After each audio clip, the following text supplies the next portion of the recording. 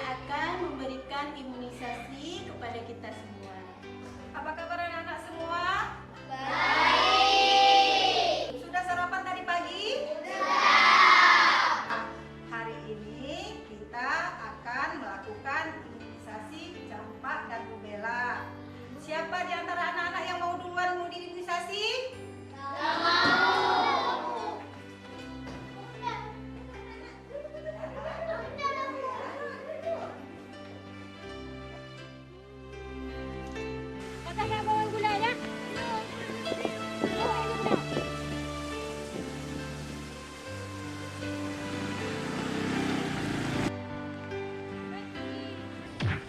Aduh, perlu baik dekat-dekat. Ada saya dah tu.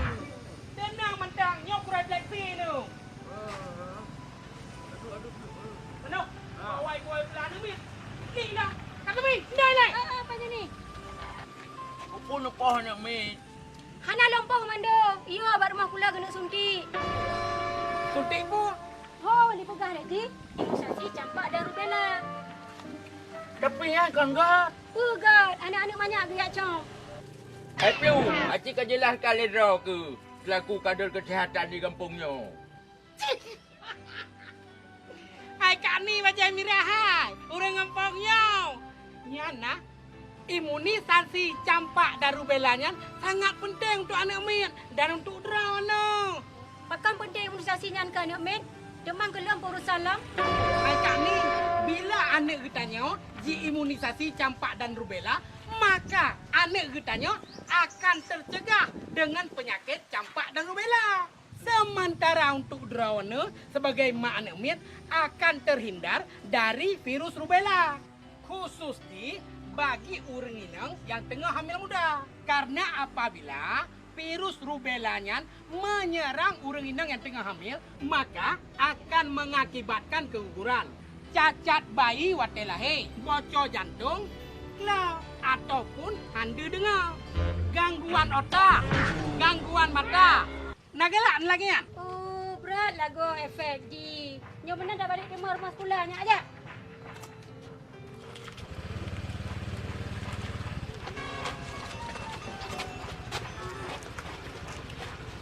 Dia mana dia? Untuk dia rumah aku dah.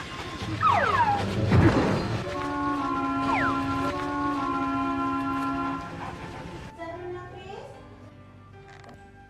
Ya, sikit nak ya. Nggak sakit kan? Nah, sekarang Nafis kasih tanda ya kalau sudah diberikan imunisasi. Saya udah imunisasi.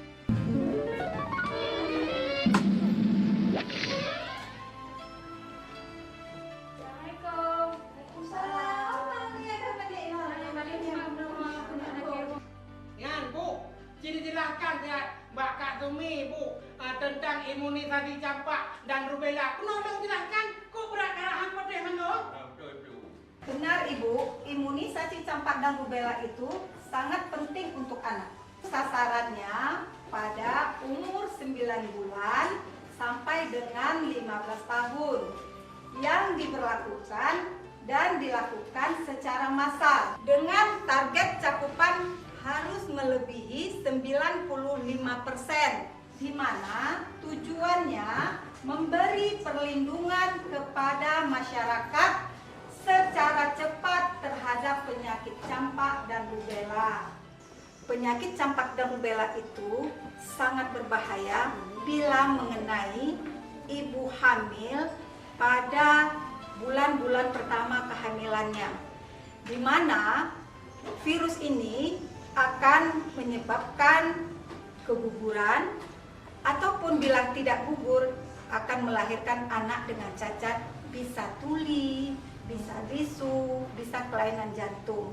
Jadi, pemberian imunisasi ini kepada anak untuk memutuskan mata rantai penyakit campak dan rubella tertular kepada ibu hamil. Karena kontraindikasi pemberian vaksin campak dan rubella ini salah satunya adalah kepada ibu hamil. Oh, laginya. Dia benar bu, dia. Nah, kalau ibu muda. Ibu pijar, ilo dah suntik cik, baik kena virusnya. Hai apa hai?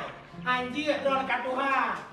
Suntik imunisasi campaknya adalah untuk anak miat di kurang bulan sampai di bawah Imam Dahdun. Lagi berang pun suntik lah. Kan doa ni jalan-jalan suntik pada buat. Betul Mando, lagi Bang Joni pegang. Untuk mensukseskan imunisasi campak dan rubelanya, dibutuhkan peran serta aktif masyarakat untuk GEME, ANUKMIT, Baksikula, dan pusat-pusat pelayanan kesehatan lain untuk mendapatkan imunisasi campak dan rubelanya. Ya, Kak Tumi, biasa saya long pegang mulai orang dekat. Bu, suntik je anak miat. Ya. Nak kaitan. Long medal 3 suntik, Bu. Hai, apa anak mu jauh. Apa suntik? Bismillahirrahmanirrahim. Sikit ya awal ya. Ya, sudah. Nggak sakit kan? Ya.